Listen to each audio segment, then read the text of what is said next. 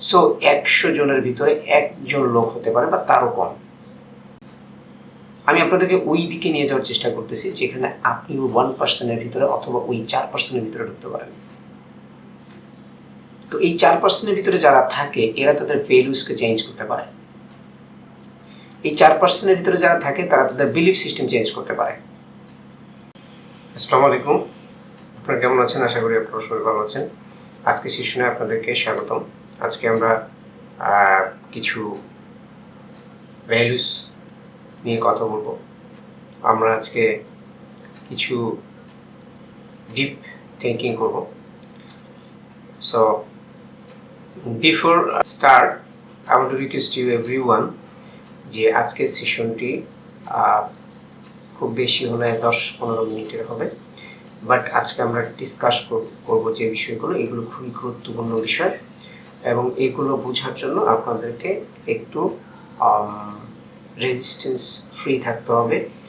আপনাদেরকে সকল ধরনের মোবাইল ফোন ডিস্ট্রাকশন করতে পারে এরকম কোনো কিছু থেকে সম্পূর্ণ আলাদা হয়ে তারপরে একদম মনোযোগ দিয়ে যদি আপনারা এই সেশনটি দেখেন, দেন কিছু জিনিস আপনাদের ক্লিয়ার হবে। তার প্রথমে যে জিনিসটা আছে সেটা হচ্ছে ভ্যালুস। ভ্যালুস নিয়ে আমি কেন কথা বলছি, ভ্যালুস কি জিনিস, আমার ম্যাক্সিমাম সেশনে আমি বাংলা ইংরেজিতে বলেছি, আজকে আমি বাংলায় আপনাদেরকে বোঝাচ্ছি। ভ্যালুস হচ্ছে মূল্যবোধ।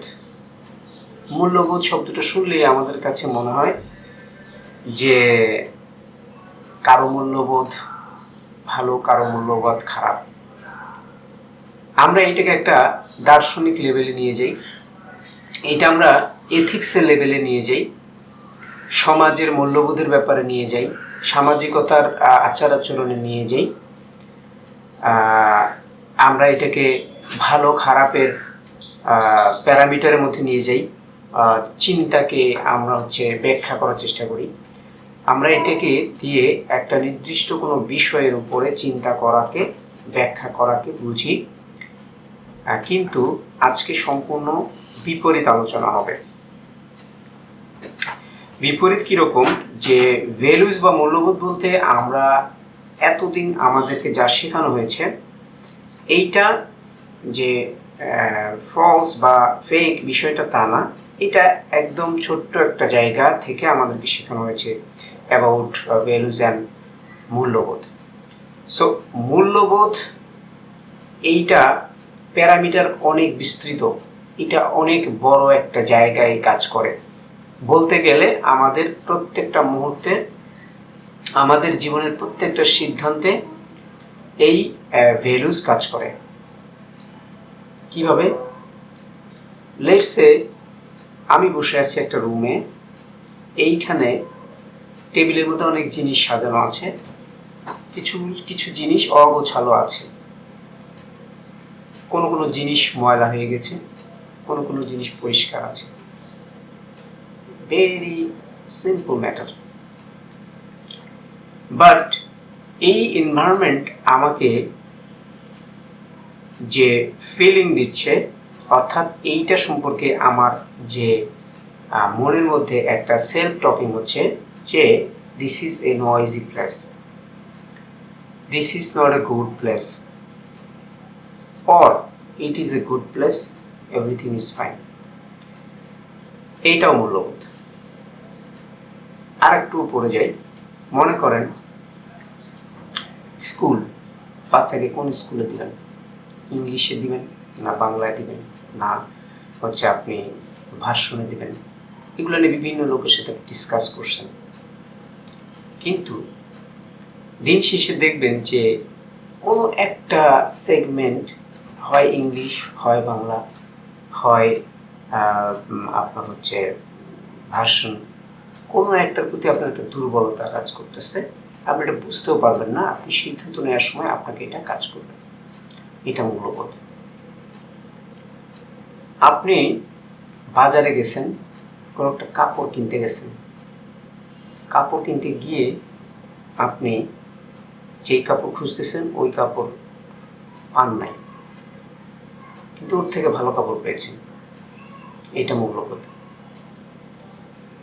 এর মানে হলো যে আপনি যখন কোনো ইন্টারাকশন করেন, যখন কোনো চিন্তা করেন, যখন কোনো কিছু ভাবেন, যখন কোনো সিদ্ধান্ত নেন, এই প্রত্যেকটা সিদ্ধান্ত আমাদের কোনো না কোনো মূল্যবোধের উপরে বেস করে হয়।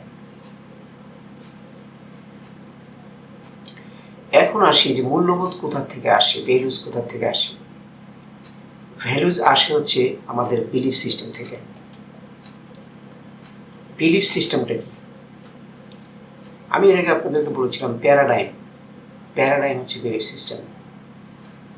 আমরা বিলিভ করি আর না করি, আমার কথা আপনাদের পছন্দ হোক আর না হোক, আপনারা একটা বিলিফ সিস্টেমের মধ্যে বসবাস করেন।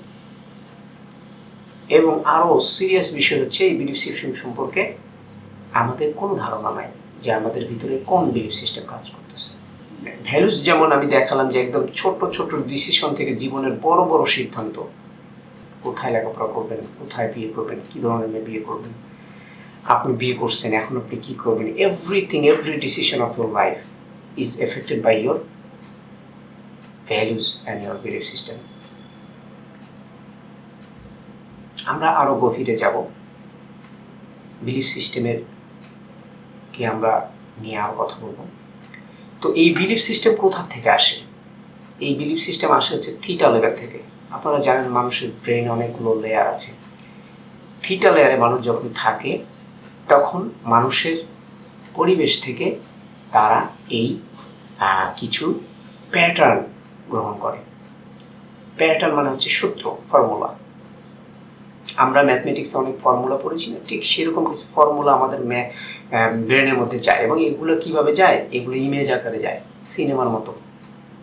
এর মানে পুরো ফিল্ম করা আছে যে আপনি কখন কোন ধরনের সিদ্ধান্ত নেবেন, আপনি কি করবেন। আপনার প্রত্যেকটা জিনিস গুছানো আছে আপনার ব্রেনে, কিন্তু আপনি জানেন না। আপনার কাছে যখন যেটা ভালো মনে হচ্ছে আপনি তখন তাই করতেছেন, এবং 10 বছর পরে 5 বছর পরে আপনি বলছেন এটা ভুল ছিল সিদ্ধান্ত, আর একটু ভালো সিদ্ধান্ত নেওয়া যেত, আরও ভালো কোথাও কিছু করা যেত। কোথা থেকে আসলো? কে আপনার এই সর্বনাশ করেছে? এই সর্বনাশ আপনি নিজেই করেছেন। এখন যদি বলেন ভাই আমার তো এটার উপরে কোনো কন্ট্রোল নাই, আমি তো বিলিফ সিস্টেম সম্পর্কে জানি না, তাহলে আমি কি করব, বা এইটা আমি কীভাবে কোথার থেকে পাইলাম? কোথার থেকে পাইলাম? আপনি পাইছেন কিছু ব্যর্থ মানুষের কাছ থেকে। ব্যর্থ কারা? ব্যর্থ হচ্ছে আমাদের প্যারেন্টস, আমাদের বাবা মা।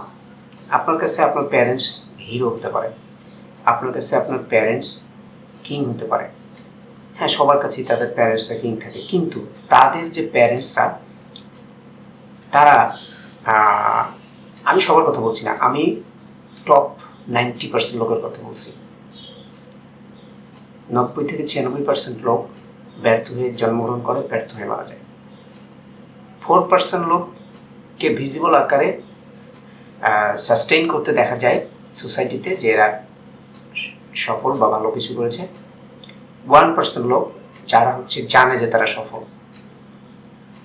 সো 100 জনের ভিতরে 1 জন লোক হতে পারে বা তারও কম, যে জানে যে সে হি ক্যান কন্ট্রোল। আমি আপনাদেরকে ওই দিকে নিয়ে যাওয়ার চেষ্টা করতেছি যেখানে আপনি ওই 1%-এর ভিতরে অথবা ওই 4%-এর ভিতরে ঢুকতে পারেন। তো এই 4%-এর ভিতরে যারা থাকে এরা তাদের ভ্যালুসকে চেঞ্জ করতে পারে। এই 4%-এর ভিতরে যারা থাকে তারা তাদের বিলিফ সিস্টেম চেঞ্জ করতে পারে। এরা বর্তমান সময়ে বসবাস করতে পারে। এরা অনেক ক্রিটিক্যাল সিচুয়েশন অ্যাভয়েড করে যেতে পারে। এরা প্রত্যেকটা সিদ্ধান্ত নেয়ার সময় একটা টেকনিক ফলো করে, এবং এর ফলে তারা তাদের যে প্যাটার্ন আছে প্যাটার্ন ভেঙে বের হয়ে আসে। এই প্যাটার্নটা ভেঙে যখন আসে তখন তাদের একটা ফেয়ার ব্যারিয়ার বা টেরর ব্যারিয়ার তাদেরকে বাধা দেয়। কিন্তু তাদের পজিটিভ বা গ্র্যাটিটিউড পাওয়ার এত বেশি থাকে যে তারা সেই টেরর ব্যারিয়ার বা সেই বাধাটাকে ভেঙে ওরা সিদ্ধান্ত নিতে পারে। আমরা এই বিষয়গুলো আরেকদিন আলোচনা করব। তো বিলিফ সিস্টেম কোথা থেকে আসে? বিলিফ সিস্টেম হচ্ছে পোরিং করা হয়। পোরিং মানে ঢালা। মনে করেন যে আপনার গ্লাসে, আপনার কাছে 1 গ্লাস তথ্য দেওয়া হয়েছে, আপনি পেয়েছেন আপনার দাদা, চাচা, মামা, ভাই, বোন, বাবা মার কাছ থেকে। আপনার যখন বাচ্চা হবে ওই সেম জিনিস আপনি তাদের মাথার মধ্যে ঢালা শুরু করে দেবেন। একটা দরিদ্র লোকের সাথে আমাদের সমাজের লোকজন কীভাবে কথা বলে, একজন ধনী লোকের সাথে আমাদের লোকজন কীভাবে কথা বলে। আমরা যে সোসাইটিতে বড় হয়েছি, এই সোসাইটিতে ফিল্মিংগুলো হয়েছে, যে নাটক সিনেমাগুলো তৈরি করা আছে, যে সিনেমাতে একটু খেয়াল করলে দেখবেন যে আমাদেরকে ছোটোবেলা থেকে ইনস্ট্রাকশন দেওয়া হয়েছে, স্কুলে কীভাবে যেতে হবে, কথা কীভাবে বলতে হবে, কার সাথে কীভাবে কথা বলতে হবে, তারপরে এইটা ভালো না, ওইটা ভালো, এইভাবে বললে ভালো, ওইভাবে বললে ভালো না। ইভেন কিছু না বলেও 7 বছর পর্যন্ত আমরা শুধু দেখেই শিখেছি যে কীভাবে কার সাথে আচরণ করতে হয়।